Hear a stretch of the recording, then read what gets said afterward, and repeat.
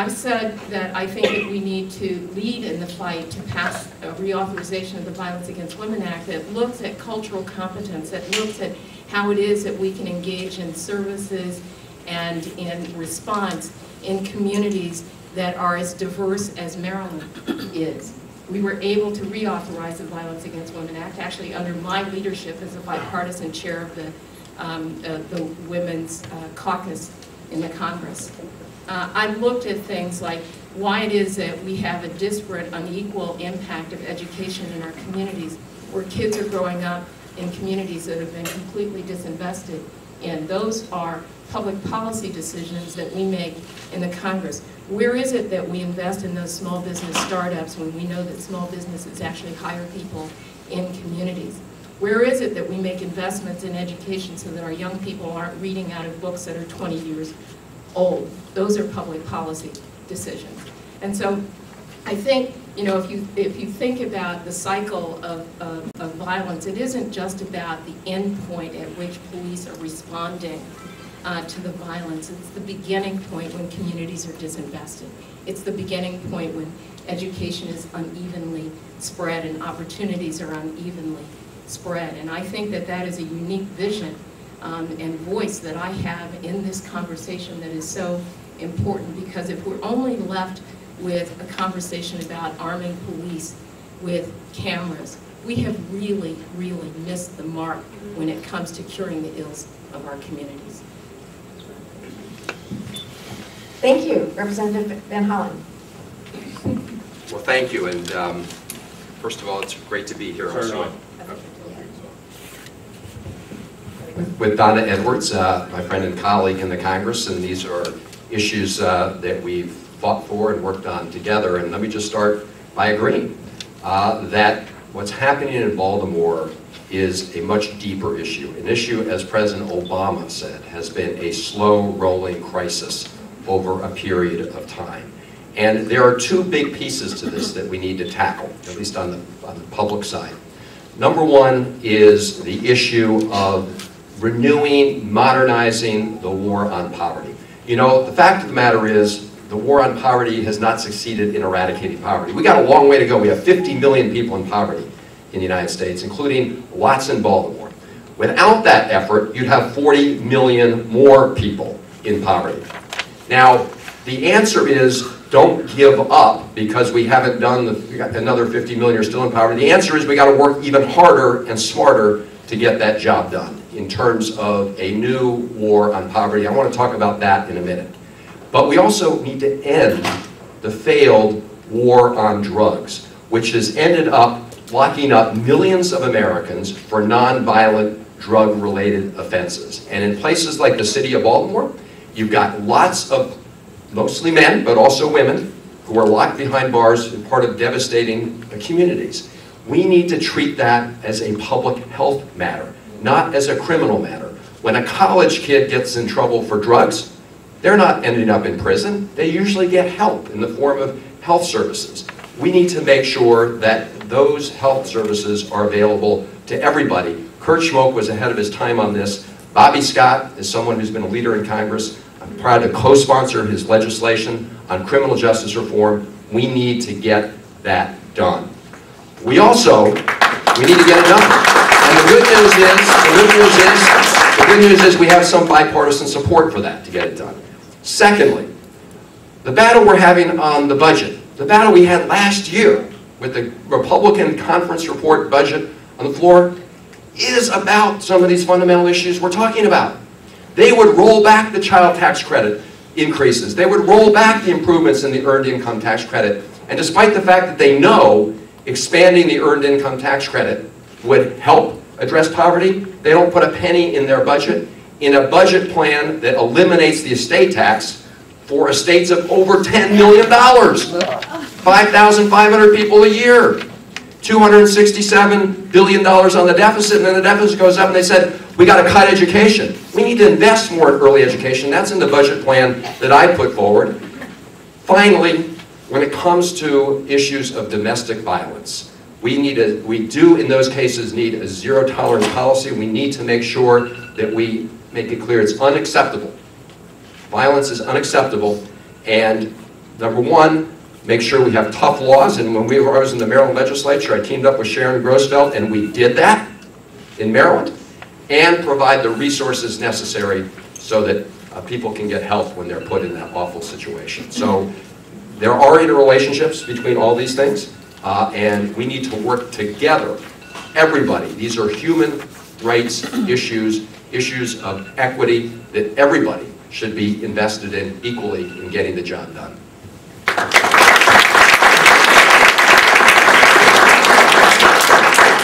Thank you both. So I want to sort of switch gears a little bit from violence and the economic justice issues that also accompany questions of violence. I want to talk a little bit about women's health care. Nowadays, the threat to women's being able to exercise their fundamental constitutional right to terminate an unwanted pregnancy, the real threat is a question of access more than it is simply the right itself. We still have supposedly a right to access abortion care. In fact, 1 in 3 women will have an abortion by the age of 45. It is a common and necessary aspect of women's basic reproductive health care services. And yet we see trap laws around the country. We see trap laws, for those of you who don't know, those are targeted regulations of abortion providers. They are medically unnecessary restrictions intended to shut down abortion clinics so that women cannot access the care that they need. Those of you who may have heard about Purvi Patel, the young woman in Indiana who was sentenced to 20 years in prison for essentially having a miscarriage. This is a young woman who attempted to access reproductive health care, including abortion care, and could not penetrate the web of restrictions in the state of Indiana. Ultimately had a miscarriage and was prosecuted. So those are the kinds of access issues actually that women around the country are fighting against. Representative Van Hollen, would you talk a little bit about what needs to be done and what you will do in the Senate to gain access for every woman to terminate her pregnancy when she needs it? Yes, first of all, we need to make sure that we fight this battle in every state around the country, as we did in Maryland back in 1990 in changing Maryland law. We need to fight these laws in every state, including the states, as you indicated, where there may be a right to abortion under state law, but the states are trying to put up these other barriers because they know that a direct assault on the right to choose would be overturned by the Supreme Court. So we need to do that state by state. At the federal level, what we have to do is fight these efforts of Republicans to put in every one of these appropriations bills, these spending bills, restrictions on the ability of states and services like Planned Parenthood to provide that kind of access. And I have led the effort together with Leader Pelosi before Speaker Pelosi to make sure that the bills that are coming out of the Congress do not have these riders on them that would essentially deny access, at least through federal law. That's why I'm proud to have always had the support of Planned Parenthood in my elections, because I've been one of the leaders in the fight to prevent that from happening. And so from a congressional level, we need to fight those efforts, and then we need to move forward to try to make it clear that those efforts to limit access are going to be overturned by federal law. Now that's a whole nother battle, but we need to do it. Now we just saw last week in the Congress the awful spectacle of Republicans once again, not just trying to overturn a DC law on reproductive rights, but once again trying to dictate to the people of the District of Columbia health policy, even though a majority of the people in the District of Columbia already passed a law guaranteeing this reproductive health care rights. So it's time for Congress to stop treating the District of Columbia like the Congress got to run the District of Columbia. That requires a much greater change in law. But we need to battle those efforts at the same time that we battle these efforts with respect to these provisions and appropriations laws. Those are the main vehicles that Congress has tried to use to limit access, so we need to stop that from happening while we go on offense as well. And then, of course, there are the issues of Hobby Lobby, and we need the legislation to overturn Hobby Lobby because that was based on a statute. And we do not want to be in a position where employers get to dictate to women and families what kind of health care coverage they get. That is wrong, and we need to work together to overturn it, and that's something I will also continue to fight for.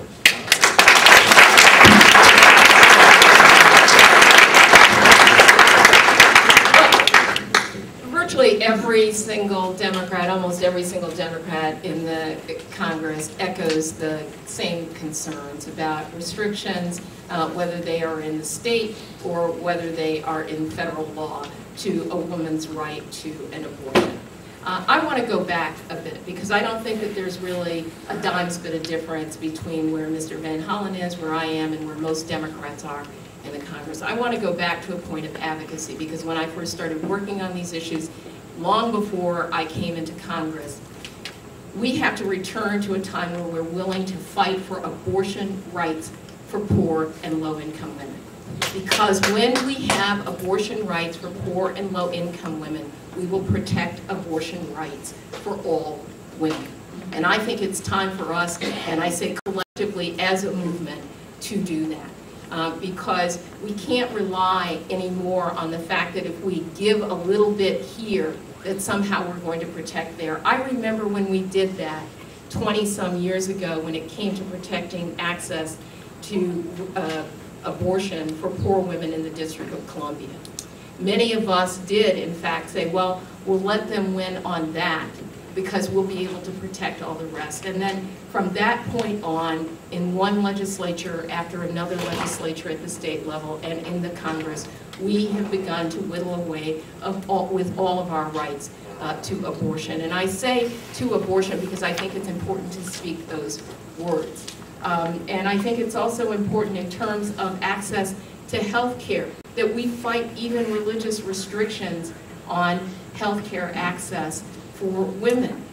Because, and especially if that is with resources that are part of all of our taxpayer resources. I've supported the rulemaking of the administration as it has tried to very carefully draw a line to enable certain healthcare facilities to make decisions with their own resources, but it's really important for us to begin to speak the words of protecting abortion rights for all women. I would say that in the Congress, when I led our Democratic women in the House last year, working actively in our pro-choice caucus, it was really important for us every time these riders, every time these measures came up on appropriations measures, to go to the floor of the House and to speak the truth to the House about the importance of preserving and protecting a woman's right to make her own health care decisions, unfettered by politicians, uninterrupted by statute. And so we have to continue that fight, but let us redouble on the outside when it comes to protecting the rights of poor and low-income women. And I'm telling you, that will redound to the benefit of protection of rights for all women.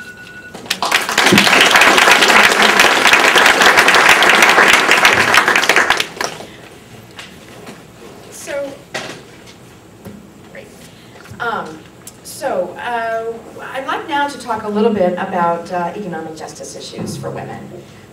We know that the stagnant wages for the past 30 years, we know there is skyrocketing inequality, and we know that these issues have a very specific impact on women. Women basically work a lifetime at unequal pay, right? And that, I think earlier, a representative for Barbara Mikulski mentioned that women are two-thirds of minimum wage workers in the country are women. A lot of people don't know that that's because 70% of tipped workers in the United States are women.